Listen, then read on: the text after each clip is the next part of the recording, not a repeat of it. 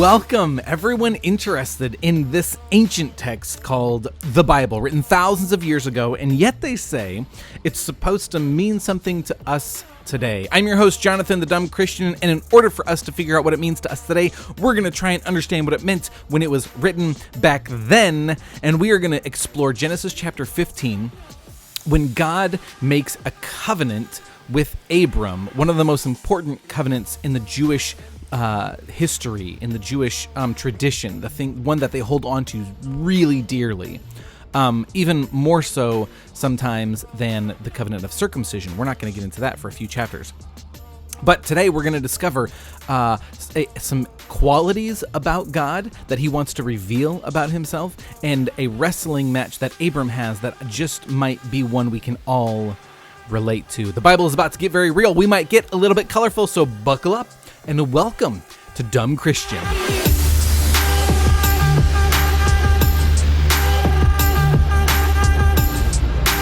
The entire Bible, especially Genesis, is this progressive revelation of who God is, where he's revealing character qualities about himself to generations over the span of years, hundreds of years.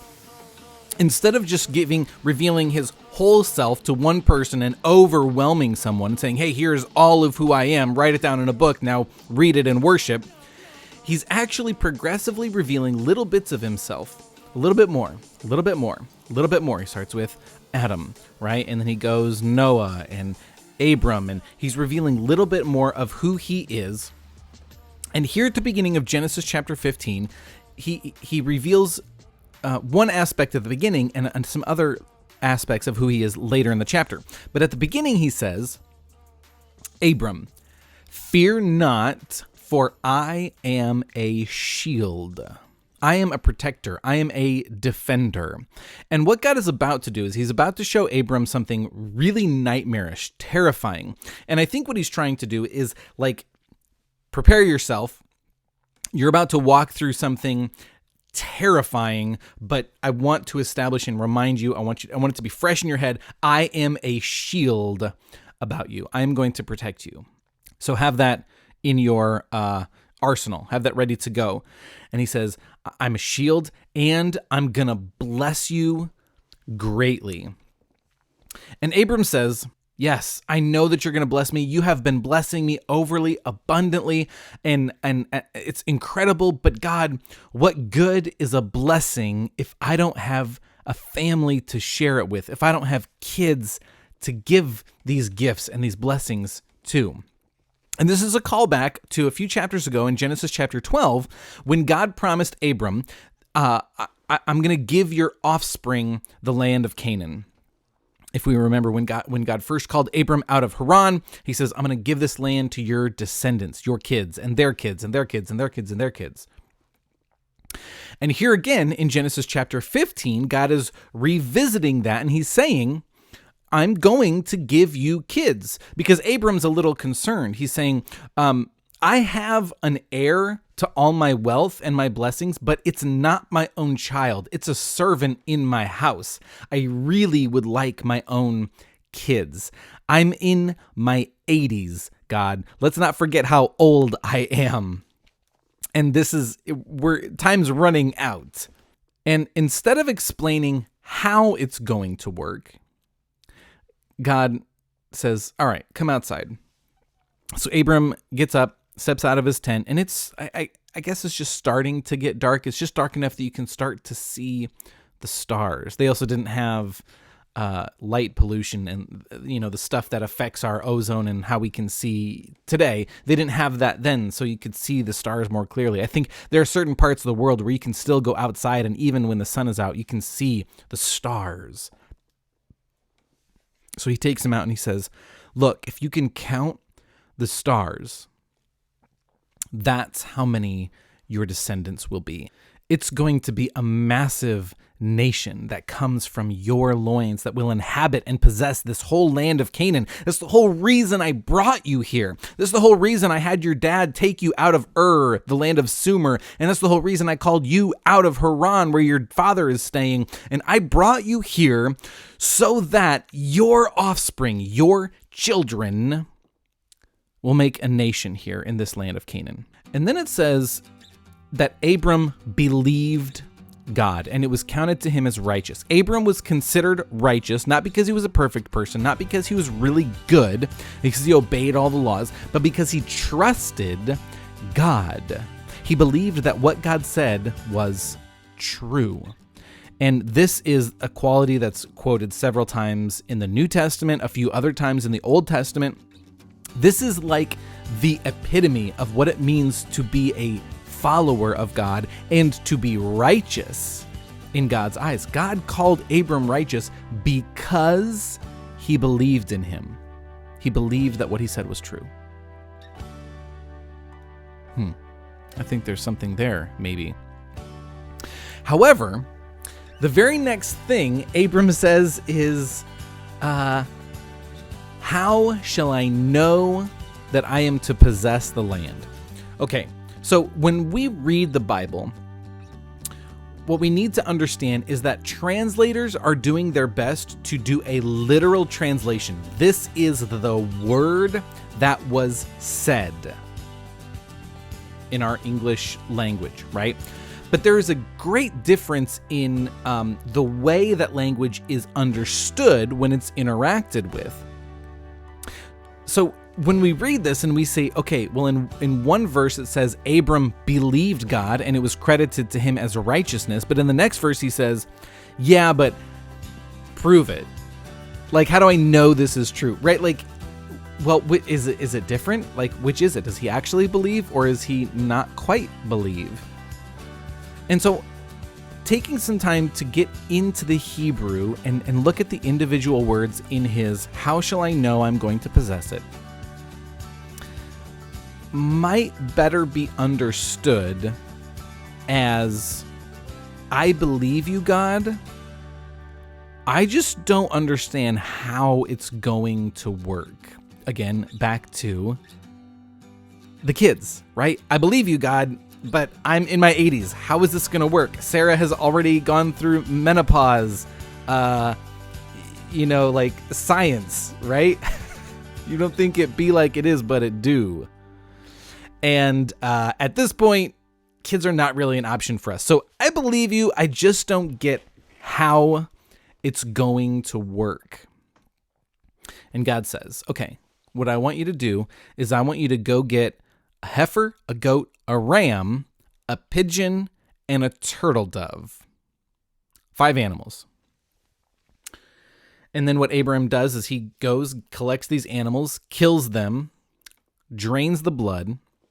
And for the heifer, goat, and ram, he actually cuts the carcass into 2 whole pieces. Like, this is not a simple task. Like, he's cutting through flesh and muscle and bone and guts, and it's messy, and he's separating these animals. He's dividing them. He's cutting them and dividing them, which is going to be important because this is actually where the word covenant comes from. It comes from the idea of cutting and dividing, which we'll have to come back to in a second. But he's dividing these carcasses, except for the birds. He leaves the birds whole. He kills them. They're dead, but he leaves them intact. He separates the heifer into 2 pieces, the goat into 2 pieces, the ram into 2 pieces, and he lays them out in a line apart from each other with like this little walkway in between the pieces of the carcass. And then the birds at the end of the aisle. And he just underwent this really gruesome, violent, arduous, sweat-inducing task of killing, of collecting, killing, cutting and dividing and arranging. And he's like, okay, now what? God, I'm trying to understand how you're going to do what you've promised me that you're going to do. And you've asked me in response to my desire to know how you're going to do what you're going to do. You've asked me to do this really hard, gross, bloody work. And then he just waits. And he's waiting. And then some vultures and some carrion birds come down to try and take away this thing that God had Abram do. These birds tried to take away the work Abram had just accomplished. They tried to ruin and destroy. They tried to tear apart this thing that God had Abram do. And so he gets up, scares them away, and tries to shoo them off. And he's waiting. And he's waiting. And then he gets up and scares the birds off that try to ruin this work that he's doing for God. And he's waiting. And it's this, okay, God, now what? Anyone know what that's like? Yeah. And while he's waiting, it starts to get really, really dark. So dark that it kind of invades his mind. And he ends up having a nightmare. This really like horrific nightmare vision that he can't tell if it's real or not. You ever have one of these where you like wake up and you're like still like terrified, you're sweating, and you're trying to figure out if you need to run for your life or if you're safe? He falls into this deep nightmarish vision trance, and he sees a nation of people who look like him, but they are oppressed, and they're being beaten and abused and murdered, and they're suffering under slavery in a nation far away. And God is speaking to him through this nightmare, but drawing back to that very first thing that God told him, right? Hey, don't forget, I am a shield about you. Your descendants are going to be foreigners in a land where they will be slaves for 400 years. And this is a bit of a prophetic vision for Abram and for the readers to understand that what's going to happen in the next book, Exodus, is actually Abram's descendants, who start as a very small tribe of like 70 people, is going to flourish into a nation of millions of people while they are under the thumb, oppression, and slavery in a foreign land. In Exodus, we'll discover that it's Egypt. But right now, God is just telling him, hey, this is part of the process, part of the plan. We're going to discover that actually that captivity in Egypt almost protects the nation and allows them to become a multitude of people. But we'll have to get to that later. And he's showing Abram, but I will deliver your descendants from bondage, from slavery, and I will punish that nation that made them slaves. And then I will bring them back into this land, the land of Canaan that I promised you, that I promised your offsprings, and they are going to flourish. They're going to establish a mighty kingdom for my glory. And it all starts with your obedience here. And then he wakes up from this nightmare trying to determine what's real, if I need to run for my life or what. And as he's rubbing his eyes and he gets clear about what's going on, he looks over at the carcasses that have been separated, and he sees moving between the pieces, the parts, a flame and a smoking fire pot. Okay. In Jewish tradition, there is always a metaphor for something. There's always some sort of symbolism. And I had a really difficult time trying to discover and understand what's going on with the heifer, ram, goat, and birds. And there are tons of different ideas that suggest, oh, they represent Israel, or they represent, punishment, or they represent invading armies. And there's all these like conflicting ideas that don't necessarily make sense, and they aren't really supported with scripture. And I think maybe there's some value in taking a second to address the fact that sometimes commentaries, sermons, teachings, even podcasts aren't always the best resource for us to learn about the Bible. Sometimes we just have to let the Bible say what it says, which is why I encourage you, go read it for yourself.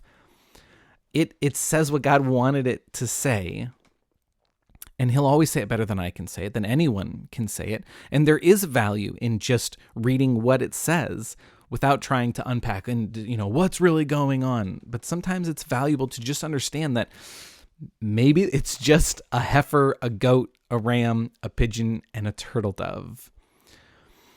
But what's happening is that God is representing himself as a flame and a smoking fire pot, because the flame and the fire pot are moving through between the two pieces. This is God himself walking between the divided carcasses as a declaration to Abram. Look, I haven't told you how it's going to happen. I've shown you a vision of things way down the road, like 700 years into the future. And I haven't actually answered your question about how it's going to work, but I promise that it's going to. And he represents himself in a physical form as fire and a smoking fire pot. Now, throughout the Bible, God reveals himself through the physical manifestation of fire. We see that there's a pillar of fire that leads Israel through the desert after they are liberated and saved from slavery in Egypt. And this pillar of fire leads them to the promised land. And it's God providing light, and there is power in fire. So God is representing and revealing that he is light and power. But then there's also a smoking fire pot. And this one really has me scratching my head. A fire pot is like a typically a ball or maybe a cube. It's like what am I trying to say? It's not like a box, but it's like why can't I think of the thing? It's like a case. Let's say it's a case. And it's hollowed out with some holes in it. And what you would do is you take the top off and you would put red hot flaming coals from an active fire. You would take the coals from the fire and you would put it in the fire pot so that you could take the fire and transport it from one location to another. And what the fire pot did is it protected both the person carrying the fire and it protected the fire from being extinguished. It gave it aeration, some holes to keep it hot and burning. And then you could take it to the new fire pit where you wanted another fire, and you remove the coals, you pour them out onto the kindling, and it starts another fire. And it seems as though as God is revealing both his power to do what he says he's going to do by giving Abram kids, he's also going to protect the offspring, even as they travel from place to location throughout Canaan and into Egypt. He's going to protect them while they're there, preserve that fire, the light, and the power that he has started in Abram, and he will continue through his descendants as they travel across the land, regardless of where they wander.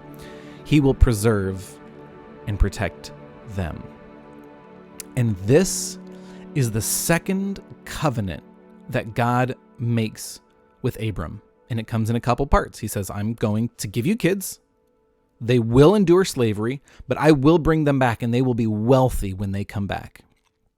They're going from slaves to kings overnight. I promise you these things. The first covenant that we saw God make with people was the rainbow covenant. There's a language that suggests there was a covenant with Adam and Eve. You know, there's other covenants throughout, but this is the second time the Bible uses the word covenant. And it comes from the Hebrew concept of cutting and dividing. And what God is saying as he walks between the two pieces of the carcass is he's saying, if I don't keep this promise that I've made to you, I am as good as these carcasses. I can be cut and divided into two. I'm as good as dead if I don't keep my promise. And these two manifestations of God, the flame and the fire pot, are these representations where he's saying, look, everything about my promise I'm going to preserve and keep. I guarantee it. I establish this covenant with you to secure and ensure. Look, I can't tell you how, but I promise I'm going to. And what's really interesting about the first two covenants that the Bible identifies as covenants that God makes with people is there's no responsibility on the people's part. God is solely responsible for the effects of the covenant and keeping the covenant. not breaking it. There's nothing that people can do that has to do with the rainbow covenant where God says, I won't flood the earth again. There's no involvement on people. And here, Abram isn't given any responsibility. Typically, a covenant is between two parties, and they both will walk between the decapitated, severed carcasses, and both of them say, if either one of us break this agreement, we're as good as dead. But here, God is saying, I'm the only one involved in this, and I guarantee I'm going to keep my promise.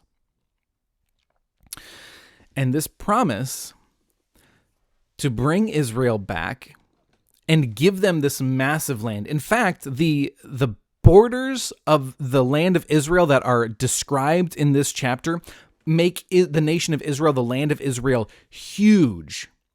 And up to this point, literally today, in 2022, the nation of Israel, have never had their borders of their nation extend as far as God promises here in Genesis chapter 15. So even today, the Jewish people hold very elevated, with great importance, this covenant that God promised us. He's going to give us the land, and he's going to extend the borders to reach farther than they've ever extended before in history. Under King Solomon was probably the closest they've ever been, but even in that kingdom, they didn't extend to the reach that God promised they would. So Jews today are still holding to this promise. And for almost 2,000 years, the Jewish people were without a nation. They were exiled, after the fall of Jerusalem, like 70 AD, 100 AD, somewhere in there. The Jews just were banished. They just spread across the land. And they didn't have a home until 1948, when the UN decided, let's reestablish some boundaries for the nation of Israel in the land of Canaan, where Abram was taken, and let's once again give them a recognized nation state in that land. And they are there today, and Jews are constantly returning to the land of Israel. The borders aren't quite where God promised they would be. So there's this expectation. They're still waiting for Messiah, Mashiach, which as Christians we believe is Jesus. But many Jews don't believe that Jesus was the Messiah, and maybe someday we'll explore why. But they're still waiting for Messiah, in hopes that when Messiah does come, this militant leader, he will extend the borders of Israel to reach where God promised Abram here in Genesis 15. And that is God's covenant to Abram, his descendants, and that even though we might not know how God is going to keep his promises, he says, I guarantee I will. And that is something maybe each of us have to wrestle with when we consider who this God is, who reveals himself to be a shield, a flame, and a fire pot. I've been your host, Jonathan, the Dumb Christian. I love you guys. Catch you later. All right, guys, that is Abram and God God making a covenant with Abram, claiming that if I don't keep my promises, I'm as good as dead. What an interesting character quality of the Yahweh God we read about in the Old Testament, so contrastly different to any other God ever. And this is Abram, an example of what it means to be righteous by believing and trusting God, even if we don't understand how it's all going to work out. Be sure to check out our YouTube page, Dumb Christian Podcast. We got exclusive content up there. Subscribe, hit like, ring that bell. Here comes the butler. You want mean for pillow? Love you guys. Later.